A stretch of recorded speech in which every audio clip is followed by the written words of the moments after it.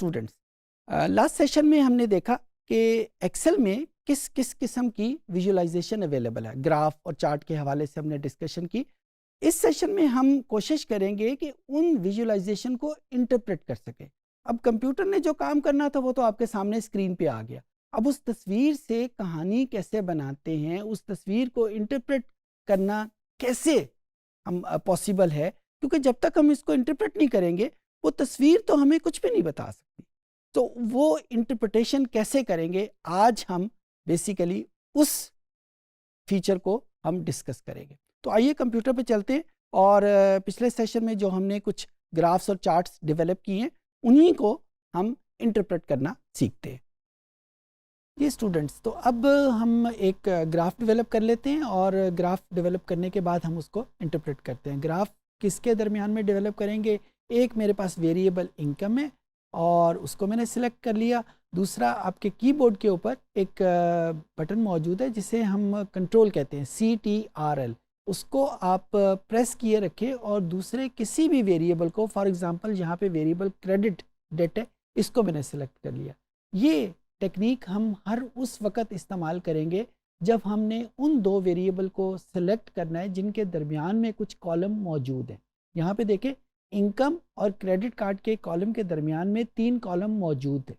तो इस वजह से जब भी हमने दो ऐसे कॉलम सेलेक्ट करने हो एक्सेल में जिनके दरमियान में कोई और कॉलम्स मौजूद हों, तो हम एक कॉलम को सिलेक्ट करने के बाद कंट्रोल का बटन प्रेस करते हैं और प्रेस रखते हुए दूसरे कॉलम को या दूसरे डेटा सेट को हम सेलेक्ट कर लेते हैं। यहाँ पे मैंने 2 कॉलम सेलेक्ट कर लिए। अब उसी तरीके से मैं कोई विजुअलाइजेशन यहाँ पे डेवलप करूँगा। जिस तरह पिछले सेशन में मैंने आपको बताया कि जब हमारे पास एक वेरिएबल है जिसकी हमने विजुअलाइजेशन डेवलप करनी है, उसके लिए मुझे यहाँ पे इंसर्ट को प्रेस नहीं करना बल्कि डेटा एनालिटिकल टूल में जाके हिस्टोग्राम वगैरह को सिलेक्ट करना है, क्योंकि वहाँ पे मैंने डेटा के इंटरनल स्ट्रक्चर देखना होता है। यहाँ पे क्योंकि 2 वेरिएबल सिलेक्टेड है तो लिहाजा मुझे इंसर्ट का मेन्यू यहाँ पे प्रेस करूँगा और ये जो चॉइसेस मेरे पास है इनमें से जो चॉइस सबसे आसान मेरे पास अवेलेबल है वो मैं रिकमेंडेड चार्ट्स के ऊपर जाऊँगा। 2 चॉइसेस मुझे यहाँ पे एक्सेल दे रही है, एक बार चार्ट के हवाले से और एक मेरे पास स्कैटर प्लॉट के हवाले से। Scatter plot is more popular, ज़्यादा सजेस्टिव है, ज़्यादा इंफॉर्मेशन प्रोवाइड करता है, तो मैं उसी को लेके आगे चलूँगा और हम डिस्कस करते हैं कि ये हमें किस किस किस्म की इंफॉर्मेशन हमें प्रोवाइड कर सकता है। यानी इस ग्राफ से हमें क्या पता चलेगा कि ये एक्सेल ने हमें वो 2 वेरिएबल की कहानी इस ग्राफ की मदद से बना तो दी है, लेकिन हमें इस कहानी से क्या पता चल रहा है। अच्छा, सबसे पहले तो देखें, यहाँ पे जब भी हम ग्राफ की बात करते हैं तो 2 लाइनें होती हैं जिन्हें हम टेक्निकल ज़ुबान में एक्सिस कहते हैं। ये वो रेफरेंस लाइन होती हैं जिन रेफरेंस लाइन के हवाले से वो ग्राफ डेवलप हुआ होता है। यहाँ पे वो 2 लाइनें कौन सी हैं? एक लाइन ये है जिसको हम आमतौर के ऊपर हॉरिजॉन्टल एक्सिस कहते हैं क्योंकि ये सीधी लाइन के तौर के ऊपर है। इसको मैथ की ज़ुबान में एक्स एक्सिस भी कहते हैं, शायद आपने किसी हवाले से इसको पहले से सुन रखा हो। डेटा एनालिटिक्स की ज़ुबान में इसको हॉरिजॉन्टल एक्सिस कहते हैं।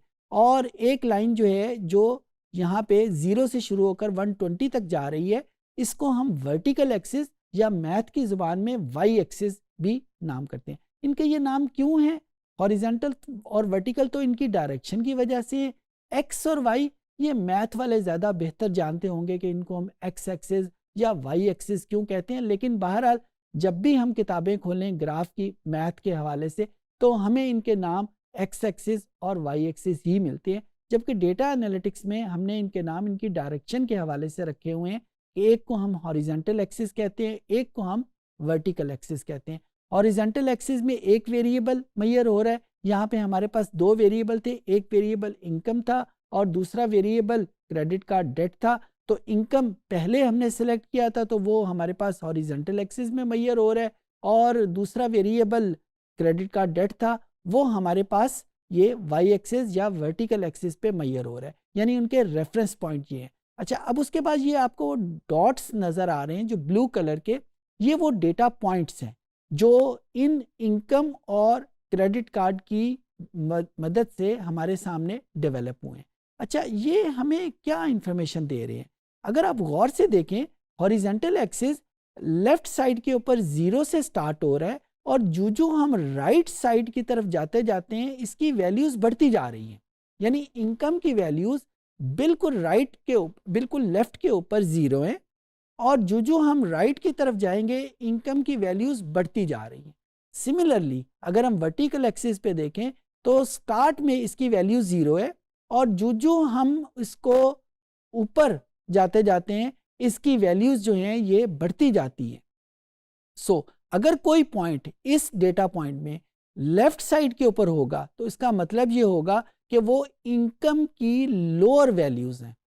मैं दोहरा रहा हूं, अगर कोई पॉइंट इस ग्राफ के ऊपर लेफ्ट साइड के ऊपर होगा तो इसका मतलब है कि वो इनकम की लोअर वैल्यूज को रिप्रेजेंट कर रहा है। सिमिलरली अगर कोई पॉइंट इस ग्राफ में लोअर साइड के ऊपर होगा, हाइट के मुकाबले में हाइट को रेफरेंस बना के लोअर साइड पे होगा, तो हम कहेंगे कि वो इस क्रेडिट कार्ड डेट की लोअर वैल्यूज को शो करेगा। सो दो चीजें साथ साथ चल रही हैं, इनकम की वैल्यूज भी और क्रेडिट कार्ड डेट की वैल्यू भी। अच्छा, सिमिलरली इसी चीज को मैं दूसरी तरीके से यूं भी कह सकता हूं कि इस ग्राफ के ऊपर अगर कोई पॉइंट इस राइट साइड पे राइट एरिया में होगा तो वो इनकम की हायर वैल्यूज को शो कर रहा है क्योंकि राइट साइड के ऊपर इनकम हाई होती जा रही है। सिमिलरली इस पर्टिकुलर ग्राफ में अगर कोई पॉइंट हाइट के मुकाबले में बहुत ऊंचा होगा तो उसका मतलब क्या होगा कि वो उसकी क्रेडिट कार्ड की हायर वैल्यूज को शो कर रहा है। सो यहाँ पे अगर आप ये देखें जिस पॉइंट के ऊपर इस वक्त मेरा कर्सर है,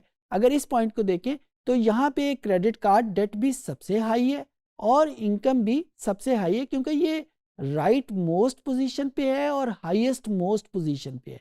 सिमिलरली इस ग्राफ को देखते हुए मैं ये कह सकता हूँ कि जो मेरे पास इनकम की वैल्यूज बढ़ती जा रही हैं क्रेडिट कार्ड की वैल्यूज भी उस हिसाब से बढ़ती जा रही हैं। यानी मैं इसको बड़ी आसानी से कह सकता हूं क्योंकि जब भी हम दो वेरिएबल की बात करते हैं, मैंने पहले आपको बताया था ना कि वो इनके दरमियान में रिलेशनशिप की बात करता है, दो या दो से ज्यादा वेरिएबल का ग्राफ। तो यहाँ पे मेरे पास दो वेरिएबल हैं और इनके दरमियान में रिलेशनशिप क्या बन रहा है कि जो इनकम ज्यादा होती जा रही है क्रेडिट कार्ड डेट भी ज्यादा होता जा रहा है। अच्छा, इसी चीज को एक्सेल हमें एक ज्यादा आसान तरीके से भी बताती है। अगर आप इसमें से किसी भी डॉट के ऊपर अगर आप इसको राइट क्लिक करें, माउस की मदद से राइट क्लिक करें तो एक छोटा सा मेन्यू आपके सामने ओपन होगा। यहाँ पे ये गौर करिएगा, मैंने किसी डॉट के ऊपर कहा है, अगर किसी और जगह के ऊपर आप करेंगे तो ये मेन्यू डेवलप नहीं होगा। सो किसी ना किसी डॉट के ऊपर आप राइट क्लिक करें माउस का और यहाँ पे कुछ ऑप्शंस में एक हमारे पास ऑप्शन है ऐड ट्रेंड लाइन। ठीक है, इस ऐड ट्रेंड लाइन को आप क्लिक करें तो एक और मेन्यू आपकी स्क्रीन की राइट साइड के ऊपर आएगा और उसमें आपको कुछ ऑप्शन दे रहा है। और जो ही ये मेन्यू आया है, अगर आप इस ग्राफ को गौर से देखें तो एक छोटी सी लाइन हमारे सामने डेवलप हो गई है।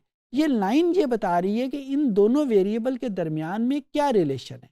इन दोनों वेरिएबल के दरमियान में रिलेशन, ये देखें लाइन जो है ये एक स्लांटिंग लाइन है, यानी जो इनकम की वैल्यू बढ़ती जा रही है इस लाइन की हाइट जो है वो ऊंची होती जा रही है। इसको हम टेक्निकल जुबान में इंक्रीजिंग ट्रेंड कहते हैं, यानी हायर दी इनकम हायर दी क्रेडिट कार्ड डेट। एक वेरिएबल के बढ़ने के साथ दूसरा वेरिएबल भी बढ़ रहा है। अच्छा, ये हमें कुछ और ऑप्शन भी दे रहा है। फॉर एग्जांपल लॉगरिदमिक है, ये हमें दूसरे किस्म की लाइन दे रहा है। पॉलिनोमियल जो है ये हमें किसी और किस्म की लाइन दे रहा है। ये जितना हम मैथ में एडवांस जाते जाएंगे ये हमें उतना ज़्यादा एडवांस फीचर देता जाएगा। जो सबसे ज़्यादा मार्केट में यूज़ होने वाली फीचर है और जो सबसे ज़्यादा समझ आने वाला है, जिसके लिए कोई ख़ास मैथ की ज़रूरत नहीं होती, वो ये लीनियर ट्रेंड है जो हमें ये बताता है कि जो ही हम किसी एक वेरिएबल की वैल्यू को बढ़ाते हैं तो दूसरे वेरिएबल के ऊपर क्या असर होता है। यहाँ पे कौन से दो वेरिएबल है, एक वेरिएबल इनकम है और दूसरा वेरिएबल क्रेडिट कार्ड डेट है। तो ये इंक्रीजिंग ट्रेंड हमें ये बता रहा है कि मैं इनकम की वैल्यू को अगर बढ़ाऊंगा तो क्रेडिट कार्ड डेट भी बढ़ जाएगा। अच्छा, इसी चीज़ को दूसरे तरीके से भी कहा जा सकता है कि अगर क्रेडिट कार्ड की वैल्यूज़ को, डेट की वैल्यूज़ को बढ़ाते हैं तो इनकम की वैल्यू को बढ़ जाएगी, क्योंकि ये एक इंक्रीजिंग ट्रेंड है। अच्छा, यहाँ से हमें इंफॉर्मेशन क्या मिलेगी इसको इंटरप्रेट हम कैसे करेंगे? ऐसे इसका मतलब ये होगा कि जो लोग जिनकी इनकम ज़्यादा है उनके पास क्रेडिट कार्ड डेट भी ज़्यादा है। अब ये देखें, ये एक डिफरेंट किस्म की इंफॉर्मेशन है जो हमें इसी ग्राफ से मिल रही है। जब ये ग्राफ मेरे पास नहीं था तो मुझे ऐसी कोई इंफॉर्मेशन नहीं थी कि इनकम का क्रेडिट कार्ड डेट के साथ कोई ताल्लुक भी है या नहीं।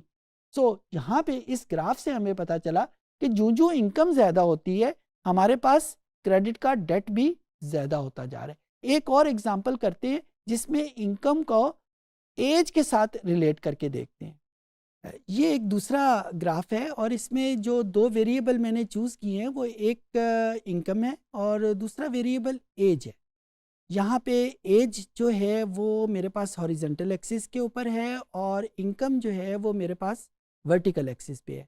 यानी अगर मैं हॉरिजॉन्टली राइट साइड की तरफ मूव करता हूँ तो एज बढ़ रही है और अगर मैं वर्टिकली हायर साइड के ऊपर जाता हूँ तो इनकम जो है वो बढ़ रही है। अच्छा, अब इस ग्राफ से मुझे क्या पता चल रहा है? इस ग्राफ से मुझे ये पता चल रहा है कि एज के बढ़ने के साथ इनकम उस तरह से नहीं बढ़ रही। सिर्फ मिडिल एजेस की, जिनकी एजेस जो है वो 60 के करीब हैं, चंद एक कस्टमर, चंद एक रिस्पोंडेंट ऐसे हैं जिनकी इनकम जो है वो काफ़ी ज़्यादा है। अदरवाइज सारे कस्टमर जो हैं वो एक जैसी इनकम पे हैं। तो इसको हम टेक्निकल ज़ुबान में बताएंगे कि एज और इनकम के दरमियान में कोई ख़ास रिलेशनशिप नहीं है और ये जो चंद एक वैल्यूज़ हैं, अब देखा ये बहुत सारे कस्टमर तो यहाँ पे हैं, बल्कि कस्टमर इतने ज़्यादा हैं कि वो डॉट्स आपस में मैशअप हुए हुए हैं। लेकिन यहाँ पे ये जो कस्टमर हैं ये कुछ गिनती के 5-6 कस्टमर्स हैं जिनकी सैलरी जो है या इनकम बहुत ज़्यादा है। टेक्निकल ज़ुबान में इन चंद एक वैल्यूज़ को हम कहते हैं आउटलायर, OUTLIER। तो ये आउटलायर है, ये इनका पूरे डेटे के साथ कोई ताल्लुक नहीं है। हो सकता है कि ये उस स्टोर में, जिस स्टोर से ये डेटा लिया गया है, अचानक आ गए हों। आम तौर के ऊपर कस्टमर्स वहाँ पे ऐसे नहीं है कि जिनकी सैलरी या इनकम इतनी ज़्यादा हो, तो लेकिन ये कस्टमर्स वैसे ही आ गए, आउटलायर्स हैं, इनका डेटे के साथ कोई ख़ास ताल्लुक नहीं है। और ऐसा अक्सर होता है कि जब हम कोई एनालिसिस करते हैं तो कुछ पॉइंट्स ऐसे होते हैं जो सारे डेटा से अलहदा होकर अपनी तस्वीर बनाते हैं। वो उर्दू का मुहावरा है ना कि 1.5 ईंट की मस्जिद बनाना, यानी सारी दुनिया एक तरफ और वो 2 या 3 बंदे जो हैं वो एक तरफ होके जी मैं ना मानूं की तरफ वो बात चले जाते हैं। उनको हम टेक्निकल ज़ुबान में आउटलायर का नाम देते हैं। तो यहाँ पे मैं ये, अगर मैं इसको इंटरप्रेट करूँ तो मैं ये कहूँगा कि एज और इनकम के दरमियान में कोई ख़ास रिलेशनशिप नहीं है। लगता ये है कि एज के बढ़ने के साथ साथ इनकम बहुत थोड़ी सी बढ़ती है। हाँ, इस डेटे में आउटलायर काफ़ी हैं और उन आउटलायर के साथ जब हम एनालिसिस करेंगे तो शायद मामला इसमें गड़बड़ है। और आउटलायर का हमें पता कैसे चलेगा? इसके लिए मुझे न्यूमेरिकल एनालिसिस करना पड़ेगा, मैक्सिमम वैल्यू देखनी पड़ेगी वगैरह वगैरह। लेकिन इस पर्टिकुलर ग्राफ से मुझे जो नज़र आ रहा है कि एज और इनकम के दरमियान में कोई ख़ास रिलेशनशिप नहीं है। यानी मैं ये नहीं कह सकता कि जो इंसान की या कस्टमर की उम्र बढ़ रही है उनके पास इनकम भी ज़्यादा हो रही है। ये कहना बहुत मुश्किल है। उम्मीद है कि आपको बात की समझ आ गई होगी। इस सेशन में हमने सीखा कि हमारे पास जो MS एक्सेल ग्राफ और चार्ट की सूरत में विजुअलाइजेशन डेवलप करती है उसको हम इंटरप्रेट कैसे करते हैं। ख़ासकर जब हमने अपने क्लाइंट को, जिसको बहुत ज़्यादा मैथ, बहुत ज़्यादा स्टैट या कंप्यूटर के बारे में इल्म नहीं है, उसके सामने एक रंग बिरंगा ग्राफ मौजूद है। उस ग्राफ, वो कैची तो बहुत है लेकिन वो ग्राफ हमें क्या बता रहा है, ये हमने आज इस सेशन में सीखा। उम्मीद है कि ये चीज़ें आपको समझ आ गई होंगी।